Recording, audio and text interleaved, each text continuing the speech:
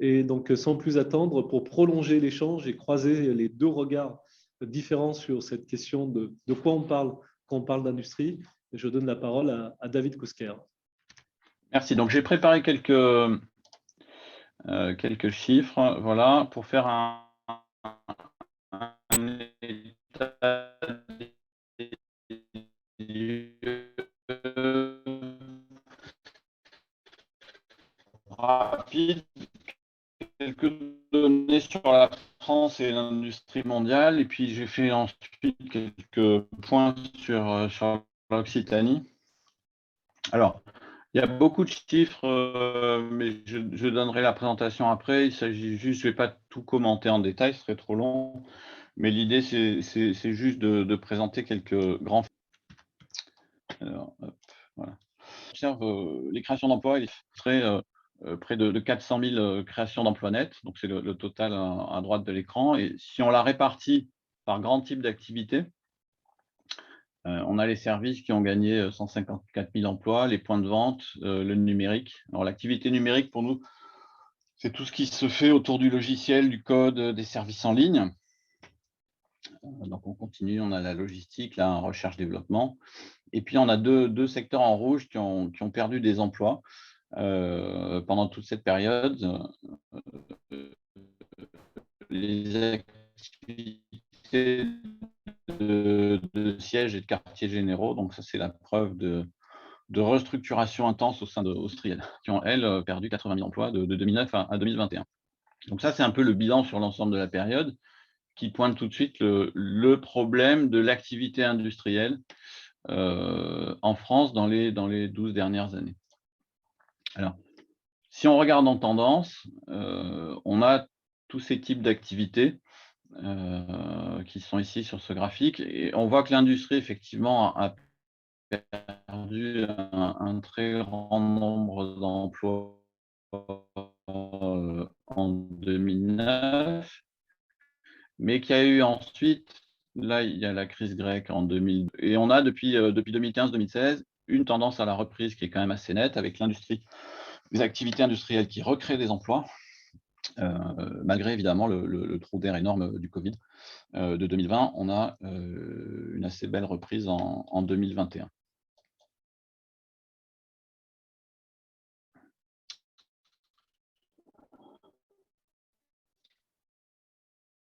Alors, je parle d'activité, pourquoi? Parce que c'est une thématique d'activité de la création de suppression d'emplois, le type d'activité de l'établissement considéré, ce qui permet, dans le secteur de l'automobile par exemple, de pouvoir distinguer les activités de logistique, de la recherche-développement, ce dont on parlait Pierre Vels tout à l'heure, c'est-à-dire qu'effectivement, une entreprise industrielle peut avoir des activités de tout type et pas seulement la production industrielle proprement dite.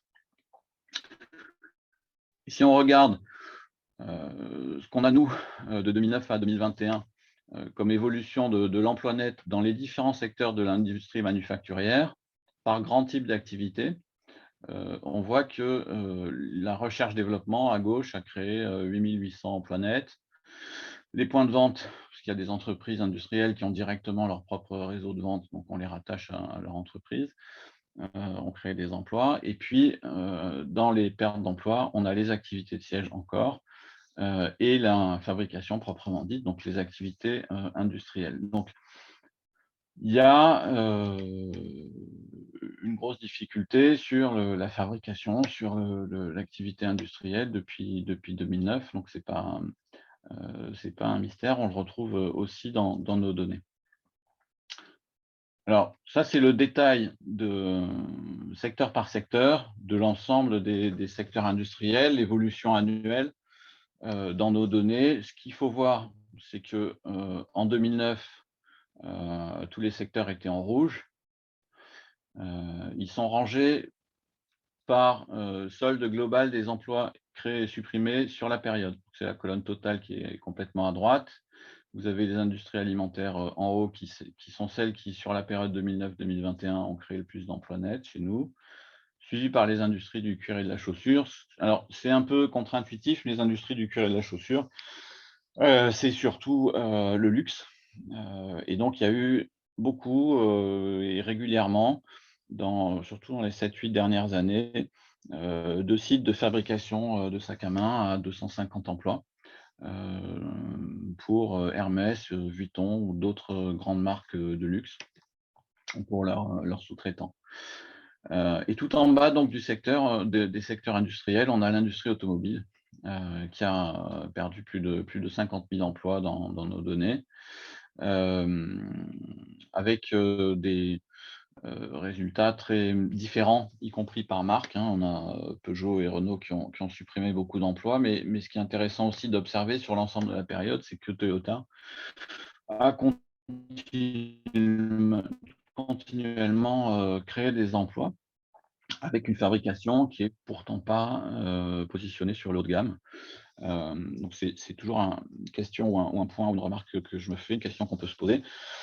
C'est qu'apparemment, il est quand même possible de fabriquer en France de l'entrée de gamme ou du moyen de gamme en restant rentable. En tout cas, Toyota le fait pour la Yaris dans les Hauts-de-France. Et on doit retrouver, en parlant pour l'Occitanie, ce qui est important, la construction aéronautique et spatiale, qui est légèrement positive, mais beaucoup moins que ce qu'elle était jusqu'à 2019, puisque en 2020, on voit 12 000 emplois nets supprimés. Voilà, donc c'est les difficultés que vous avez tous connues sur ce secteur-là. Ah, alors là, j'ai un problème technique puisque les mots qui sont là se sont effacés. Donc, je vais les lire à voix haute, hein, ou le remettre comme ça. Voilà, là, ça, apparemment, c'est bon. Je vais parler des relocalisations parce que c'est un des sujets dont on doit parler dans ce séminaire. Les relocalisations, ça existe, mais c'est un peu comme les frontières de l'industrie qui sont floues, comme le disait Pierre tout à l'heure. Entre relocalisation et réindustrialisation, on a une sorte de continuum. Les relocalisations au sens strict, c'est rapatrier en France, dans la même entreprise, une production qui était faite à l'étranger. Un sens un peu plus large, c'est rapatrier en France une production qui était sous-traitée à un fabricant étranger. C'est la définition qu'on a retenue. Après, ça peut être aussi gagner la localisation d'une entreprise qui quitte son territoire d'origine. C'est quand du côté du pays qui voit partir l'entreprise, c'est une délocalisation. Pour nous, on accueille une délocalisation. Certains appellent ça relocalisation, notamment quelques cas d'entreprises financières qui sont installées à Paris suite au Brexit. Ce ne sont pas des relocalisations, ce sont souvent des banques anglaises. Mais voilà, on appelle ça parfois relocalisation. Ça peut être aussi fabriqué en France quelque chose qui est largement fabriqué à l'étranger aujourd'hui. Donc souvent, quand on voit des investissements commentés sur des investissements dans le domaine du médicament en France, par exemple, sur des produits qu'on ne fabriquait plus en France, on peut parler de relocalisation, qui est vraiment un concept assez large. Produire en France une nouvelle génération de produits, il faut voir qu'il y a tout un tas de produits qu'on ne peut pas relocaliser, tout simplement parce qu'on en est à la première génération de localisation. Sur les semi-conducteurs, 3 nanomètres de finesse de gravure, il n'y a rien à relocaliser parce que tout est en train de se localiser pour la première génération. Même chose pour les batteries, pour le véhicule électrique. Ça fait un petit moment que ça existe, mais globalement, les grands investissements sont en train de se produire. Donc, c'est difficile de parler de relocalisation sur ces secteurs-là, qui sont pourtant les secteurs les plus dynamiques et où, en ce moment, il y a beaucoup d'investissements. Donc là, on est plutôt en train de passer sur la notion de réindustrialisation, c'est-à-dire que quand on gagne ce type de projet, on contribue éventuellement à faire augmenter la part du PIB industriel dans le PIB français. Regagner des productions de masse sur certains secteurs, plus généralement, c'est aussi un enjeu industriel. Ce que la France a beaucoup perdu, c'est filière après filière, la production de masse de grands volumes sur les produits d'entrée de gamme ou de moyenne gamme. Souvent, elle a gardé des productions de pointe en petite ou moyenne série sur des produits technologiques.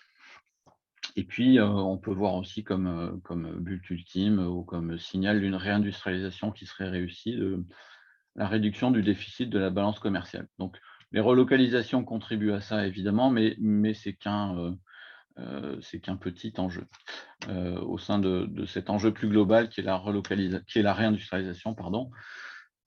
Pourquoi je dis ça? Parce que on observe quand même une hausse très forte des relocalisations dans nos données à partir de la fin 2020 et notamment grâce au soutien du plan France Relance, puisqu'on passait d'une vingtaine de relocalisations par an enregistrées dans nos données à près de 80 en 2021, avec un nombre d'emplois qui s'est aussi élevé.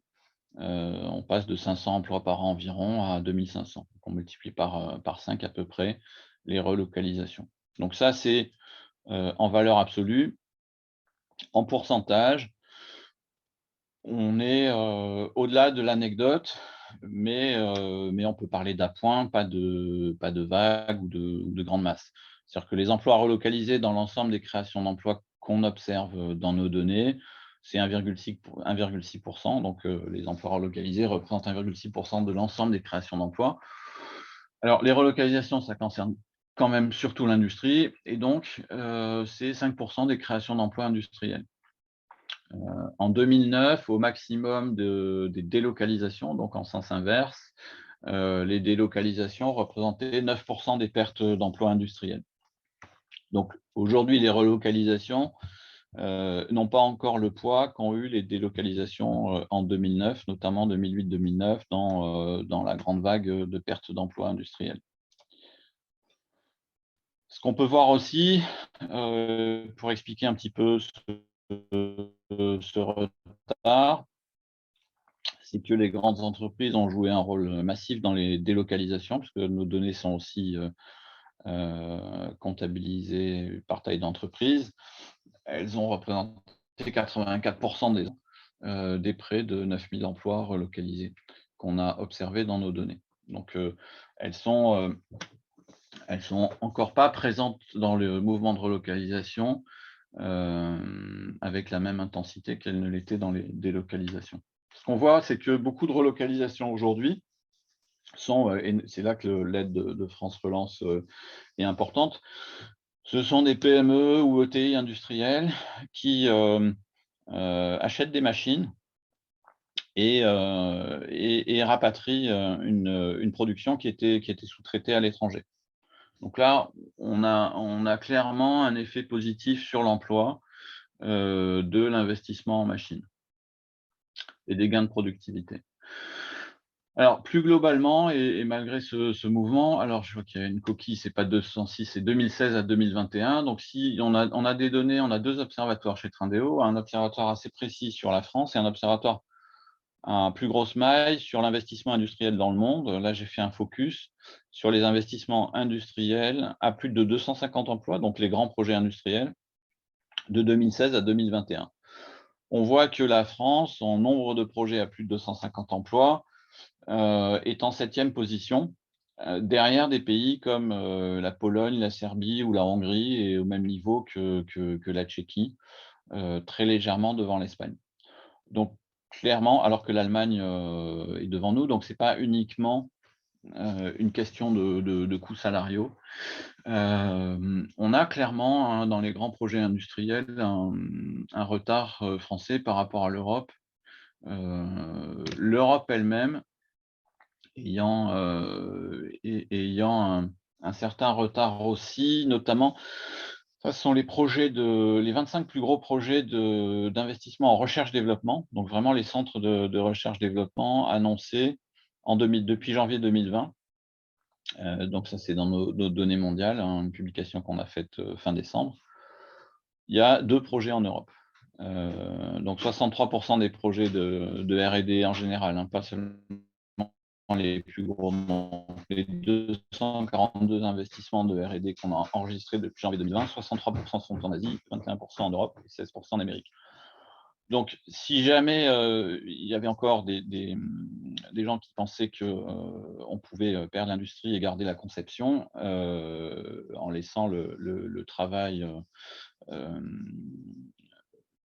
peu qualifié aux pays asiatiques, Ils sont tout à fait qualifiés pour faire aussi de la recherche-développement et ils le montrent. Une observation en fait dans nos données mondiales aussi, c'est qu'on a mesuré la distance entre le quartier général d'une entreprise et le lieu d'un investissement dans l'ensemble sur 22 000 investissements qui sont dans notre base mondiale. Et ce qu'on voit, c'est que la distance moyenne de ces investissements a tendance à baisser légèrement. Elle était au maximum de 3 550 km en 2017 et elle passe à 3 120 en 2021. Alors, c'est un peu plus spectaculaire en pourcentage. Ce qu'on voit, c'est que alors que cette distance augmentait en 2016-2017, elle a commencé à baisser en 2018, donc c'était avant le Covid, et la baisse a été encore accentuée en 2020. Donc il y a une tendance au raccourcissement des chaînes globales de production. La question, c'est de savoir si ça va durer.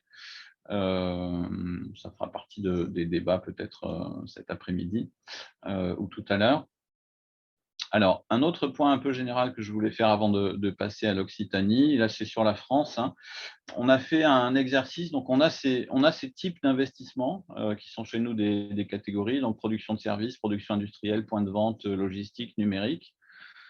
Et on a réparti les créations d'emplois en 5 zones, c'est-à-dire qu'on a pris toutes les zones d'emploi françaises, on les a réparties par taille en prenant les plus importantes, donc celles de rang 1.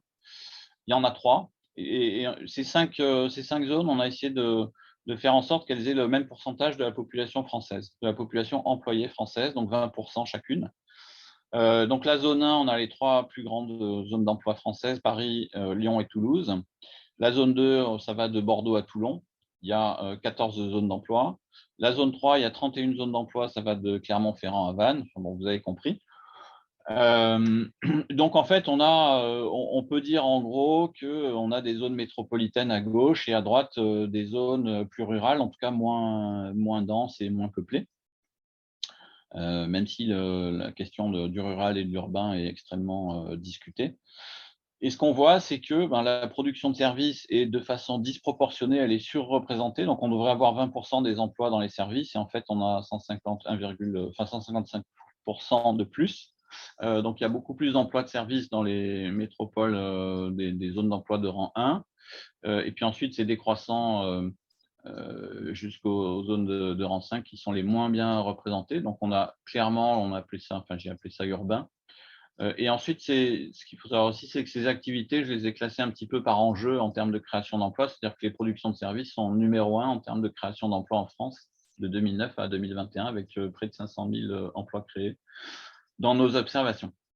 Et ce qu'on voit, ce qui est important sur l'industrie, c'est que l'industrie, c'est presque l'inverse, au sens où le lieu où vont plus spontanément les emplois industriels dans nos observations, c'est les zones de rang 4 et 5, c'est-à-dire les zones les plus faiblement peuplées. En sens inverse, les activités numériques, vous avez une surreprésentation écrasante des zones de rang 1 et une sous-représentation extrêmement forte des zones de rang 5. C'est dans ces catégories d'activités que j'ai appelées hyper-urbaines qu'il y a le plus grand écart type entre la sur- ou sous-représentation des différentes zones. Voilà, donc quand on parle de politique publique et de localisation des activités, on ne peut pas mettre n'importe quel type d'activité n'importe où. Il y a vraiment des questions, indépendamment du secteur, du type d'activité, de typologie de zone d'accueil. Voilà un petit peu pour les quelques observations générales. Sur l'Occitanie, plusieurs points. J'ai pris différents secteurs industriels qui sont classés en abscisse par le nombre d'emplois créés en France. Donc, c'est l'automobile et les industries agroalimentaires à droite qui ont créé le plus d'emplois. J'ai pris les créations sans les suppressions, hein, donc juste les créations d'emplois enregistrées dans nos données. Et en ordonnée, c'est le rang de la région Occitanie. Donc, sur les meubles, par exemple, elle est au 12e rang. Alors que sur la construction aéronautique et spatiale, où l'enjeu emploi, c'est un secteur de taille moyenne, hein, donc elle est numéro 1 avec les produits métalliques. Ce qu'on voit, et son rang moyen est au 7e rang pour les activités industrielles. J'ai mis aussi le développement durable. Donc, on observe une dizaine de filières développement durable avec l'éolien, le solaire, la méthanisation, le véhicule électrique. Et donc, l'Occitanie est au 8e rang. Voilà, elle a des rangs très variés selon les secteurs. Il y a eu aucun de ces grands projets de sites de fabrication dans le luxe à 250-350 emplois qui ont couvert certaines zones de la France, ce qui explique aussi en partie cette mauvaise place. Il y a des places que je ne sais pas très bien expliquer. Imprimerie numéro 1, j'ai regardé, ce n'est pas lié à un projet particulier, donc je ne sais pas s'il y a une forte tradition dans l'imprimerie. En même temps, ce n'est pas un secteur à un grand enjeu en termes d'emploi, c'est un secteur qui supprime aussi beaucoup d'emplois et qui en On va porte. aller vers ta conclusion, David. Alors, la conclusion, je termine juste. L'aéronautique, ça va mieux, donc en 2021. Ce que je voulais montrer aussi, c'était que les secteurs, selon les différents secteurs, on peut avoir des répartitions des emplois extrêmement différentes. C'est-à-dire que là, vous avez 2 secteurs en Occitanie, l'industrie alimentaire et l'aéronautique, qui ont à peu près le même nombre de créations d'emplois, mais avec des impacts territoriaux très différents, parce que l'industrie alimentaire, ça va dans 105 communes avec 15 emplois par projet. L'aéronautique, c'est concentré sur 17 communes avec 59 emplois par projet. C'est un peu plus dispersé si on inclut les sous-traitants aéronautiques. Et dernier point, sur l'Occitanie, elle est en 3e position pour les startups et les levées de fonds dans nos données, ce qui est probablement un atout et une richesse, notamment, comme le disait Pierre Vels tout à l'heure, si on imagine qu'il y a une continuité entre certaines startups qui ont des activités d'innovation qui peuvent être industrialisées et les perspectives d'industrialisation derrière. Donc, avec Montpellier qui est derrière Toulouse en nombre de startups identifiées, mais devant pour le montant des fonds levés. Donc, qui est probablement un atout de la région qui est assez fort pour les startups, c'est de reposer sur 2 grandes agglomérations. Voilà, donc j'enverrai la présentation à ceux qui le souhaitent et n'hésitez pas à me contacter si vous avez plus de questions, mais là, je serai présent pour les débats toute la journée. Merci. Merci, David.